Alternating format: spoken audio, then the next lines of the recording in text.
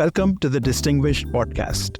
I'm Arun Rupneja, Dean of BU School of Hospitality Administration. Thank you for joining us. Today, our guest is Vera Manoukian. She's the Chief Operating Officer of Sonesta International Hotels, with over 1,100 locations across 8 countries on 3 continents. Sonesta is one of the largest and fastest growing companies in our industry. Vera is a global hospitality trailblazer with more than 3 decades of hospitality experience in driving brand growth, maximizing operational excellence, and delivering financial performance. In recognition of her many achievements, Vera was included as one of the 2022 Influential Women of Hospitality by Hotel Management magazine. We love Vera at our school, and we invite her for every single occasion we possibly can. She has been a guest speaker in our school's marquee events, the Dean's Distinguished Lecture Series, and the Hospitality Leadership Summit. I am thrilled to welcome Vera back to our school. Thank you for joining us again for the Distinguished Podcast. Thank you, Dean. I'm flattered to be back. I appreciate you always thinking of me, and I love BU, and it's always good to come back home. Chief Operating Officer is an impressive and daunting role at a company as large and growing as fast as Sonesta. So, to start with, in a nutshell, can you tell us, what is this role? What do you do? Yeah, so my role is a little unique, and it's a bit of a hybrid role than a traditional Chief Operating Officer role. And one of the reasons that I did join Sonesta, it was for that exact same reason, because it wasn't just looking after operations and P&L responsibilities. It actually encompassed being in charge of brands, being in charge of marketing, being in charge of e-commerce, being in charge of the commercial team, which includes sales, revenue management. So it was a fairly large and fairly different role. And that's what excited me about joining Sonesta, that all of the things that I did in my previous life came together and got me ready to be Chief Operating Officer with a unique skill set and also overseeing majority of the departments at the company. Fantastic. So you've been with Sonesta since 2020, the first year of COVID. And since that time, Sonesta has been growing at a rapid clip. Starting with 58 hotels when you first joined, you now have over 1,100 locations across 8 countries on 3 continents. That's incredible growth. So can you tell us how that growth came about? So the interesting thing about that growth is that it all happened in 3.5 months. So essentially we were changing the engine of a plane while we were flying the plane. But it was really a fun and exciting opportunity. We had other management companies look after hotels that our owner SVC owned, and frankly, they defaulted on their agreement, and the management agreement was canceled. So SVC was in a great position that was confident that Sonesta would do an excellent job, as good as those other managers. And then after we terminated the agreement, the hotels were brought to Sonesta. You acquired hotels from IHG, Marriott, and Hyatt. That's a very daunting prospect to match the growth and the bookings that the hotels have with those chains. Yeah, I think also, at the same time, we acquired Red Lion. So, not only we got over 200 hotels from those 3 other companies, but we strategically purchased Red Lion because we saw not only Sonesta was capable of, managing and leading those hotels with great brands, but at the same time, it was a wonderful strategy for us to grow in franchising for the first time, which we had never done before. So it definitely was quick growth, and with quick growth comes a lot of pain. However, this happens once in a lifetime, and the opportunity to build an organization in such a quick time. And to have our fingerprints on the foundation of a company, it was really very exciting, unique, in a time when, if you remember, Dean, most companies and most organizations were in hospitality, including airlines, were scaling down. So we were in a complete opposite direction, scaling up and in hiring mode. We went from 1,400 employees to 10,000. We went from essentially 3 brands nationally, in addition to the 2 internationally, to now 19 brands. So it was growth on steroids. And it was very exciting, and it continues to be exciting and fun. Outstanding. Now, there are so many things here that we need to unpack, but first let's start with the culture. Now, when you started acquiring these companies and these hotels in such a rapid clip, Sonesta had its culture, and you probably had some ideas on how you want to shift that culture. And then suddenly now you have hotels coming from IHG, Hyatt, and Marriott, each with their own culture, and then over 900 with the Red Lion Group. With all of these massive swirling different cultures, what kind of issues did you face when you took all of these over? So getting the hotels and converting them in literally many of them overnight in one night and doing it remotely was pretty tough. But the harder part was really blending 5 cultures into one. So we had some of the hotels, the teams came from, brands that have been around for 100 years. So which had pretty much policies and procedures on everything, and processes were very solid. We had some that came who didn't want to know any processes and policies and procedures and wanted to do their own thing. We had some that were very confused about what happened because, this wasn't their choice. They came with the hotels. So the one thing we were very deliberate about during this whole time when all these team members were coming in from different companies to us is that we wanted our DNA and foundation to remain Sonesta's culture of caring. And that was putting people first and making sure we listen and making sure we take care of our team members and our teams.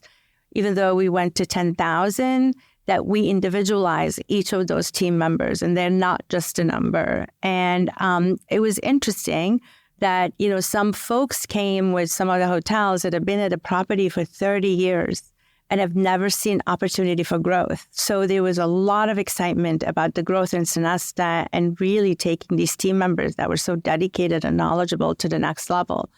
Some of the things that we did to get us through that, difficult transition time with, blending different people from different backgrounds is really sitting and listening and talking. We had things such as coffee chats, focus groups, conversations one-on-one to listen about things that were painful, things that we could have done better, things that we needed to change.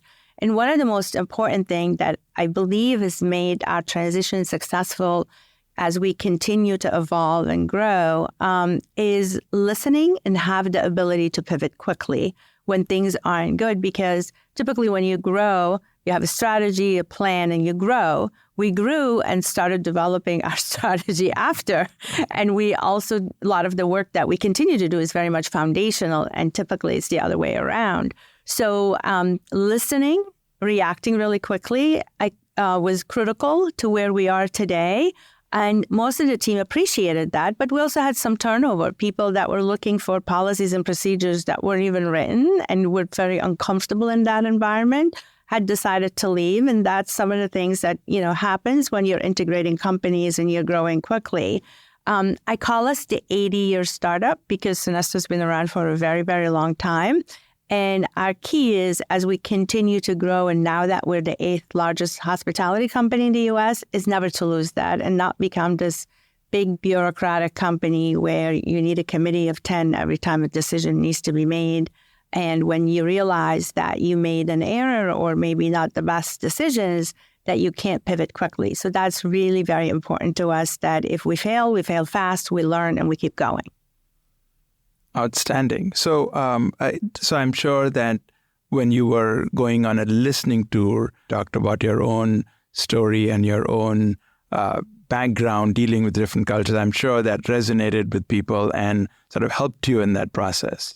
Oh, absolutely, Dean, because I think, when you tell a general manager that you've walked in their shoes and, I'm not some consultant who's listening to them and giving them advice or putting a deck together to help them, when they know that, that I grew from a line level employee to be a supervisor, assistant department head, general manager, and above, I think people appreciated that I understood the challenges they were facing. And I always tell my team in corporate, the cash registers at the hotels. So we have to listen to our general managers. We have to listen to our teams that are responsible for acting on our strategies and be able to support and get things out of the obstacles out of their way.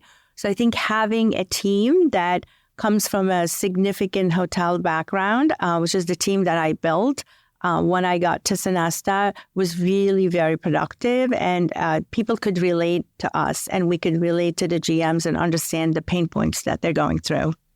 You mentioned the culture of caring that Sonesta has always had, but you also mentioned that it had been in existence for a long time, but it didn't have, since it was a small company, a whole lot of bureaucratic procedures. So you had to develop all of those procedures. So you borrowed, I'm assuming, from all the different systems that you saw? Yeah, I think one of the reasons that we are where we are today and we were able to build a company so quickly in a very short time is because I hired a tremendous team. And many of the team members I hired, I worked with before. So that team was able to come in and really look at, and we also built up organizations from scratch. There was no commercial, team. There was a very, very small marketing team, and we had 3 brands, but they were brands in name. So we had to build everything from scratch, and we had to, as we were building these teams, we built operating teams, looked at, what policies existed, and if they were scalable. If they were not, we had to start all over again. So, for example, we also built a call center and also a sales call center in Orlando. So standing up those organizations and building policies and processes, it goes back to me saying that, changing the engine while you're flying a plane. But I'm so proud of the team that I put together because even today, we continue to do foundational work. We, for example, we launched our first mobile app a year ago. So we never had a mobile app. We've just launched our big marketing campaign with Hollywood, Judy Greer, in January. Sonesta had never done that. So there's so many firsts that we have done since, all this integration started in December 2020. And I have to say that as cumbersome as it was my unbelievable, my passionate, my dedicated, my amazing team that is really helping us get to where we are today. Of course, in addition to our leaders, operation leaders, the general managers who bring all these things to life each and every day. Like you said, this is a once-in-a-lifetime opportunity, and I think you're very fortunate, and the company is very fortunate to have you putting all of this in place. And for people who are outside observing, it's a very exciting time to watch Sonesta grow and become one of the major companies in the field. So one of the things that I want to sort of ask you, and you mentioned you started with 3 different brands that Sonesta had, and now you mentioned 19 brands. So there are a couple of chains, won't take any names, but much bigger than Sonesta, that have dozens and dozens of brands. If you go and ask the company executives on how do you differentiate each brand, and they have a hard time describing each one and the unique features of each brand. So what is your brand strategy? Yeah, so I think, we're definitely not in the business of adding brands for the sake of adding brands. We listened to the customer quite a bit. All the work that we did, including the brand positioning work and what type of brands we need, came from the voice of the customer and also from the voice of the franchisees that we're starting to do business with for Sonesta franchisees. So we knew immediately that we needed a mid-scale brand. We knew immediately that we needed a lifestyle brand. So we had gaps in the markets where customers were looking for those products. And we knew that, in order for us to grow, we had to build those brands. We are in the process of launching 2 soft brands. And that's, owners have come to us and said, we don't like hard brands. We also don't like the fact that the big brands have so many demands on us and so it's rigid to do business with and with all these brand standards. So we are in the process of creating an upper upscale soft brand and a mid-scale soft brand. So our strategy is to listen to the voice of the franchisee and to the customer and have products that are available that fits the needs of the traveler, whether it's economy and all the way to upper upscale. We still have a gap in luxury. So, we're having conversations about what do we do about that. So you never know, more to come. But we're very excited about the portfolio of brands that we have because we feel that it fits the needs of what's needed in the market. Another one that we just created recently is the Essential brand, Sonesta Essential. And again, franchisees came to us and said, your Select brand has a very complicated food and beverage. We would like to have a brand that goes after that mid-scale market that has just breakfast. And we didn't have an offering to fill that gap. And now that's I would say that's the top brand that our franchise team is signing deals for because it came from the franchisees. So we're very big on any initiatives, whether it's brands or whether it's products or whether it's any offering that we have, that we listen to the voice of the customer because at the end of the day, they're the ones who are going to pay for it. So, and also listen to our owners and put products out there that are strategic and also things that they're telling us is needed in the market. I would love to ask you, which is your favorite brand out of them, but I know that you're going to have a hard time with that question. So can you just very briefly describe what is the James and the Maud? So I can't talk about the Mod because we haven't released it yet. It's one of the soft brands that we're about to launch, but I will go after an upscale brand that will probably contribute to compete with a Tribute brand, for example, with Marriott. So it will help the owners talk about, keep the hotel, keeps its identity, but the hotel will be known as let's say the Vera Hotel, which will be a Mod hotel. Obviously a typical soft brand, and the hotel will be plugged into our distribution system. So I can't tell you about it before we tell the world and also internal customers, but that's just about all I can say. In terms of the James brand is our lifestyle/luxury brand, not full luxury, but we saw that we had a gap there. And it was a brand that existed before when we purchased the New York hotels from the Denihan family. They had the intellectual property for that brand. And having the fact that I worked there for a year, I know that brand very intimately. And then it had a great cachet. It had a great following, great reputation. And it was present in markets that we have presence in or we want to have presence in, like New York and Chicago and DC and Miami. So we found it great, given hearing again from customers that they would like a lifestyle brand. And also from owners, we thought it's great for us to purchase the intellectual property of that brand. So we look at the James brand as it's a timeless brand. So it's not those flash in the pans lifestyle brands that is hot today and not tomorrow and people get tired of it, but really taking about, what's traditional and putting a modern twist to it. For example, instead of a shoe shine, we have a sneaker shine. It's a brand that's very much focused on food and beverage, or we call it beverage and food for that particular brand. And the food and beverage would not be just a hotel restaurant that offers 3 meals and that's it, but it's really a destination in itself, where not only it's unique for our internal guests, but also for the community. So working with known operators that are able to drive business into those food and beverage. So those are some of the things that this brand offers. And, one of the things we're very, very excited about is that we just purchased a hotel in Miami, right on South Beach. And within probably the next 12 hours, it will be a Sonesta hotel. So we'll be taking it over shortly. So newsflash. And then, and right now, it's the Nautilus Hotel. And the plans are after renovation, it will be the James Miami. So we're really, big on growing that brand. So currently we have the James Nomad, which is a licensing agreement in New York. We're looking at having a James in Chicago and a James in DC. The one in Chicago would be in the next few months, and in DC would be sometime next year. Congratulations. Thank you. So another very recent addition to Sonesta portfolio is your Sonesta Work Suite. So can you briefly describe, it kind of blends traditional office and co-working space. So can you talk a little bit about that and tell us what it is? Yeah. So the Work Suite, again, it came from customer research. So it was an idea that our innovation team and many of us worked on.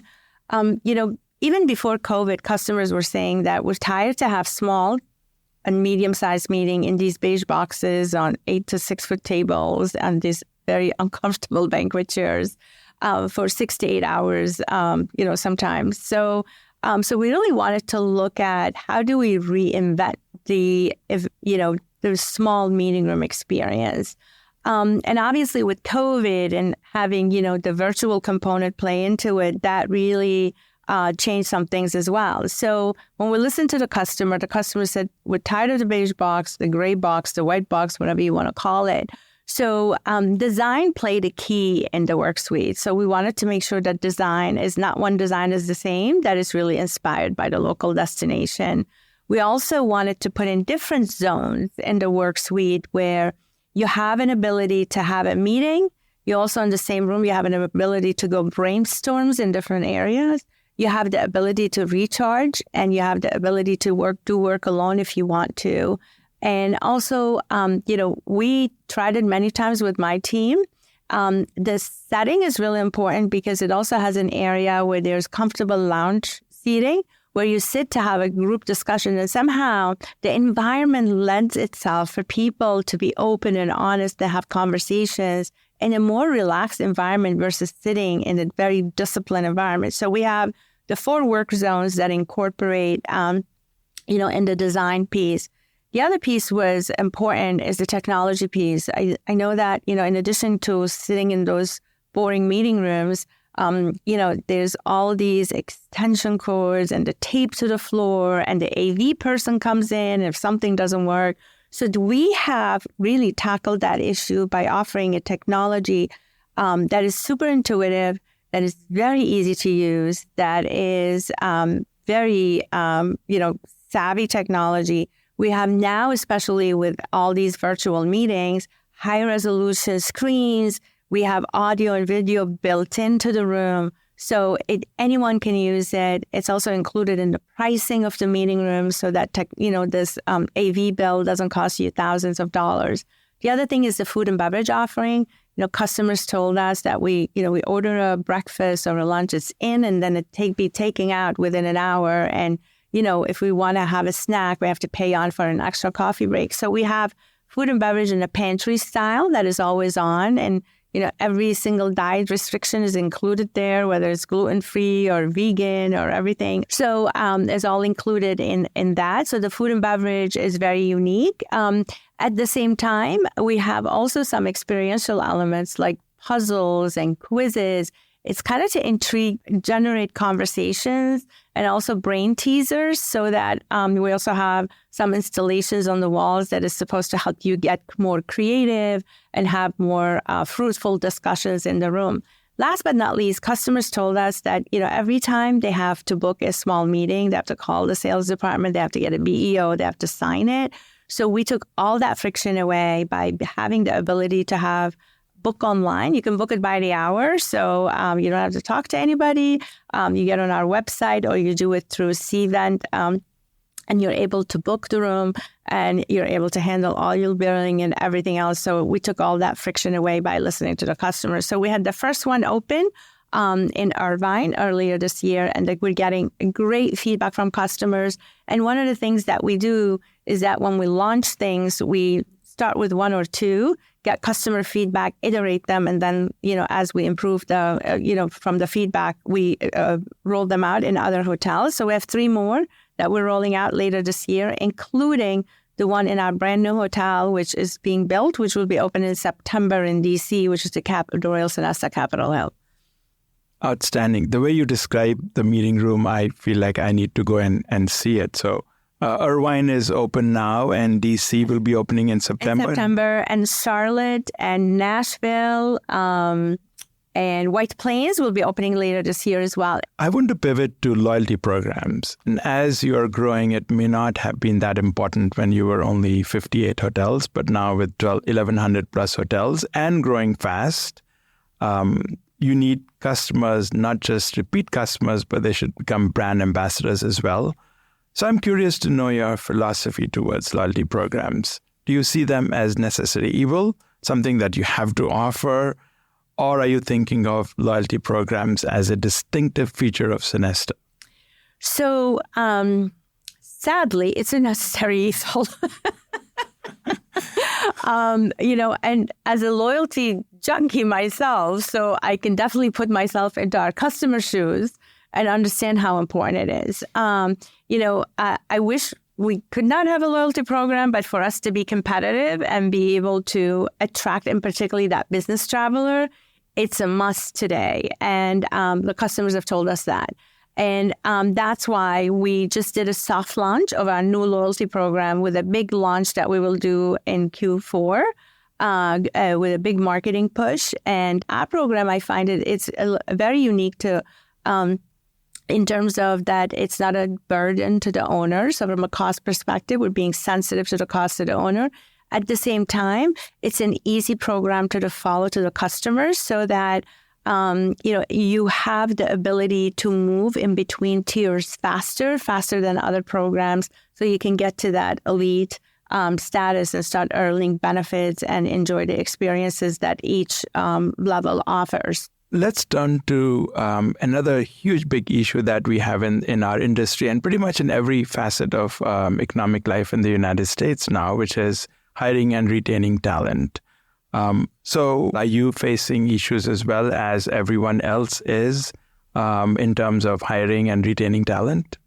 I think everybody is, regardless whether you're in hospitality or not. And, and we all went through the pain point, especially as during COVID and as also COVID subsided. I don't know what happened to everybody that used to work, but they're not around. But we had to pivot. And then we found, just like anything else, as we did our research, we realized that our number one source of team members is through referrals. And so we're really focusing on referral and obviously to give incentives for folks to refer at any level of the company. We obviously had to adjust our wages on multiple occasions because we weren't just competing, with other hospitality companies. We were competing with Amazon and, Walgreens, so that we're paying so much higher. So we had to continuously adjust our wages. We are currently doing a lot of workshops. We're hiring centers in order to attract team members. So it's an ongoing challenge. It has subdued, though, from a year ago when it was virtually impossible to get anybody. So we're encouraged by the positive change. And then hopefully it will continue to be heading in the right direction. In addition to the challenges of hiring and retaining, and you have to increase salaries and wages to continue to attract them, the rapid increase in inflation is also kind of putting a dent in, what the take-home pay and how far it goes. And so that's probably adding pressure to your payroll as well, right? It is. It definitely is. It, as I think is, affecting every business because, the cost of whether it's utilities or cost of goods sold or payroll is increased dramatically. So it definitely puts a lot of pressure on us to perform. I think the one thing, you mentioned, Dean, to go back to the hiring piece, the retention piece is critical. Because I think that even though you may have someone who may leave because they get $1 extra or so forth, or across the street or somewhere else, but I think creating a great work environment where you build that loyalty and you take care of our team member, which goes back to culture of caring, is critical because people want to be recognized. People want to have a sense of belonging, and people have to have a sense of that their opinion matters and they're making a difference. So I think along with a great recruiting effort, but also the retention piece is also very important because if you don't fix the retention piece, you're going to be recruiting each and every day and, you're not going to be able to get ahead. So it definitely is an interesting time in the hospitality business or any type of business between recruiting, between retention, between inflation. But we'll get through it. How aggressive are you in terms of artificial intelligence or robotics to sort of help with the needs of having more workers? Yeah, so our innovation team has doing a lot of good work in those areas. So we're testing robots now in 2 of our hotels, at our Miami Airport Hotel and at our San Juan Hotel. Our key there is to help take some of the redundant work away from the team members and alleviating things that, a robot can do. But also at the same time, we want to make sure that, that it's a great customer experience. So, so we're excited about that test, and more to come. And if it's successful, we will make that as part of an offering to any hotel that we can do that in. The other thing is we're using AI in a couple of areas, which has been successful. We use an upsell program, and in the past, the upsell program. So let's say you make a reservation and you may get an email that says, hey, for another $50 or $100, you may get a suite. And it was randomly sent to everyone. Or if you come to the front desk, the person was trained to say that, we have an upgraded room. So now the upselling is based on AI. So based on your buying habits, based on your history, based on, what you browsed for. So it's really very targeted. So we're not sending the same thing to everybody. So it's very customized based on AI information to say, this person likes suites, this person always looks for suites, or they're searching for a suite. So you're served up a suite because you're the target customer. The other thing is we're looking at right now is reviews are so critical, right? So in any type of reviews, whether it's through third parties, Google or whatever, and that's how I shop, and that's how I look when I'm familiar with a destination, a product, or whatever the case may be.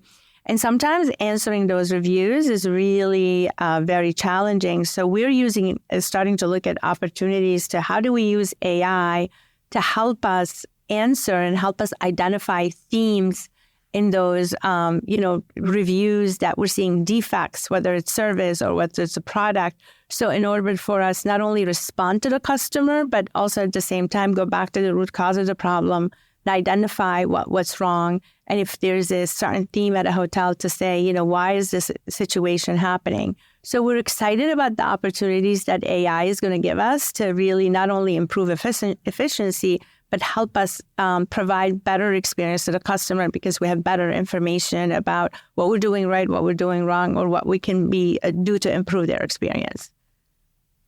So, Vera, I want to pivot to you a little bit, and you were recently recognized as one of the 2022 Influential Women of Hospitality by the Hotel Management magazine.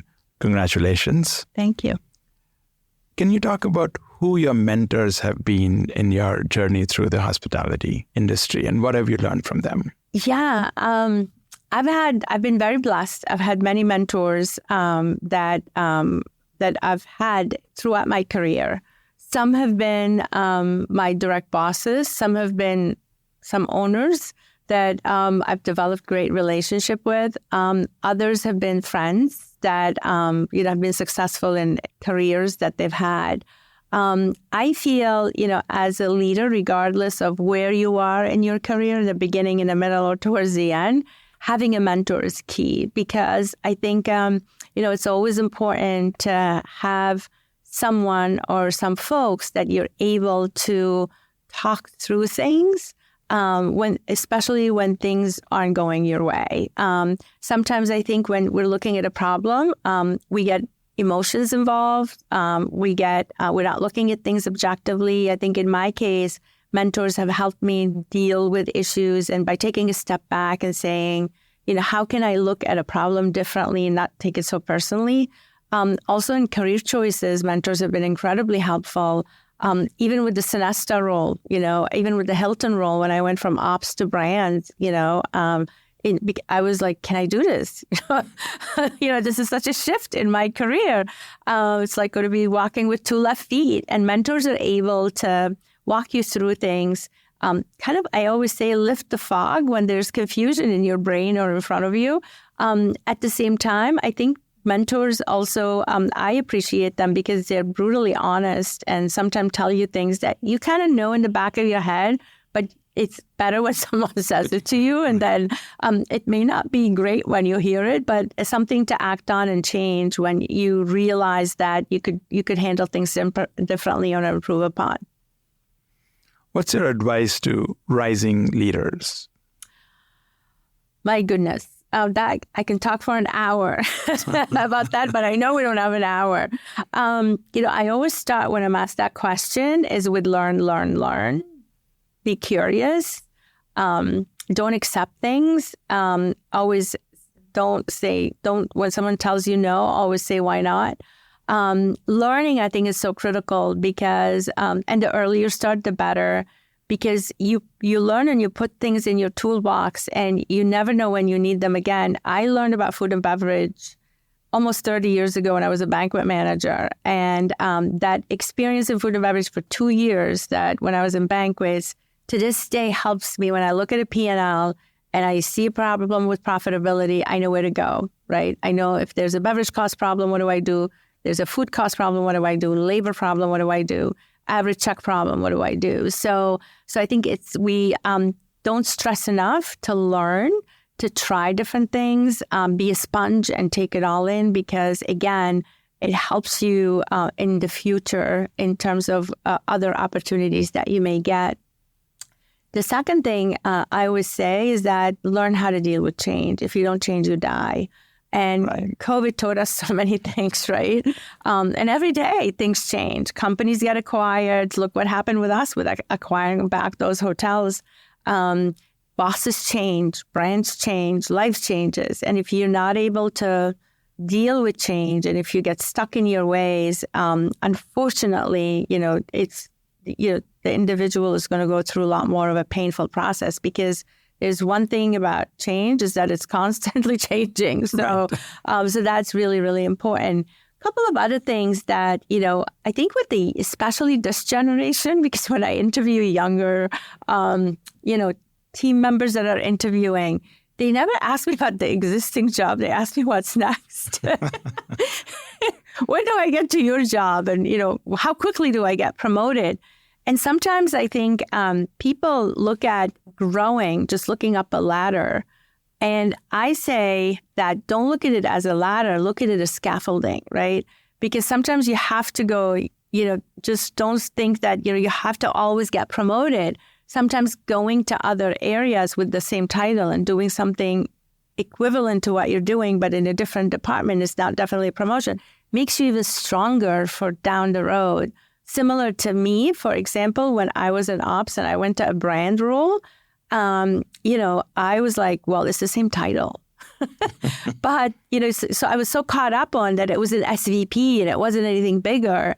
But and not till my mentor helped me see it, is that someone's willing to take a chance on me, that I've never worked a day in brands and I'm going to go be a global brand leader. That do I understand how important that is and how great that is. So, taking a side role or a side step sometimes makes you stronger. And again, things happen for a reason. I'm such a big believer in that. I would not be in this role had I not done that. But at the time, I was looking at titles and saying, well, I need to go up a ladder. Like, if I take an SVP role, it's really not the same. And last but not least, I've been thinking about this topic a lot. Actually, I had a conversation yesterday with one of our team members.